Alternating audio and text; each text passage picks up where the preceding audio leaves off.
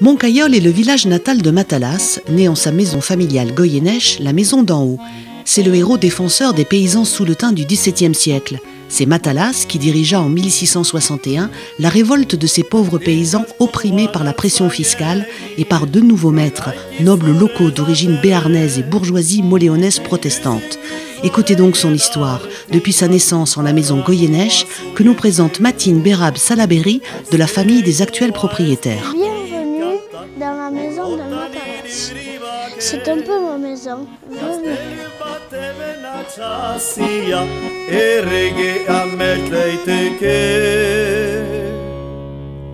Nous voici à Mauléon, surplombé par son château fort, siège du gouverneur représentant du roi. En 1639, le roi Louis XIII venait de vendre son domaine royal, acheté par le puissant comte de Tréville. Les paysans souletins s'endettèrent pour racheter ce domaine, alors que leur gouverneur Gramont leur faisait reconstruire en 1648 leur château fort démantelé 6 ans auparavant et construire ce bel hôtel de style classique, l'actuelle mairie de Mauléon. On peut comprendre le ras-le-bol des souletins, se soulevant contre Mauléon et ses notables béarnaux protestants, à l'appel du 13 juin 1661 que Matalas fit sonner du clocher de Moncaiol au cri de Heria, Heria.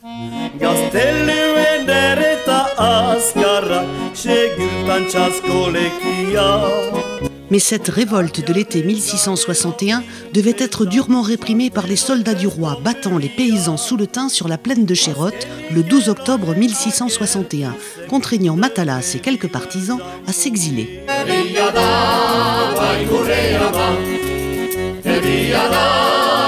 Cette maison s'appelle Gentagne.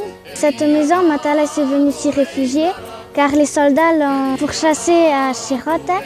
Ma maison, Matalas est venu s'y réfugier car il devait rejoindre la route de la Navarre et les chevaliers sont venus le retrouver.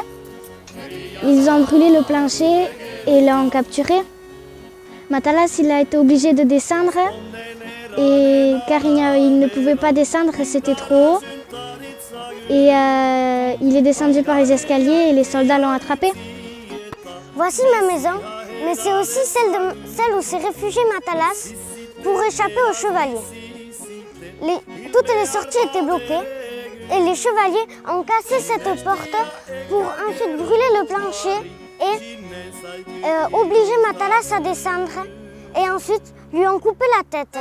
Matalas arrêté est emprisonné pendant 1 mois dans ce sinistre château fort, le château fort de Mauléon, qui représente le pouvoir royal. Il est enfermé dans un sinistre cachot avec ses collègues, pieds et poings liés, à manger comme un animal. Et au bout de 1 mois, on va le sortir de ce cachot où on l'a condamné à mort. Et évidemment à être d'abord dégradé en l'église de la Haute-Ville, puis ensuite décapité à la place de la Croix-Blanche. Je vous invite à voir cette place de la Croix-Blanche. Donc nous voici devant la Croix-Blanche. La Croix-Blanche, délimitation entre Mauléon de ce côté-ci et Lichard, mais surtout du Moyen-Âge au XVIIe siècle et même XVIIIe siècle, la cour de justice de Lichard. La cour de justice où se faisaient tous les actes, évidemment, de justice.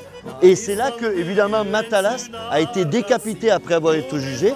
Et avant d'être décapité, donc, il va nous chanter son célèbre hymne « Je meurs sans regret, en espérant qu'un jour les souletins se libéreront de tous les tyrans ».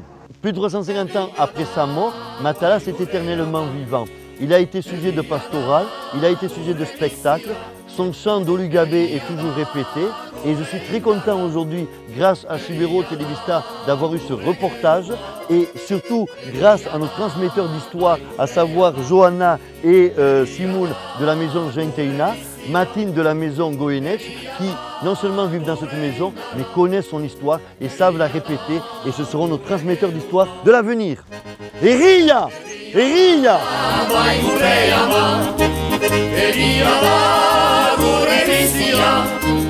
Eria da gure indara, eria da gure gerua, eria da bai gure ama.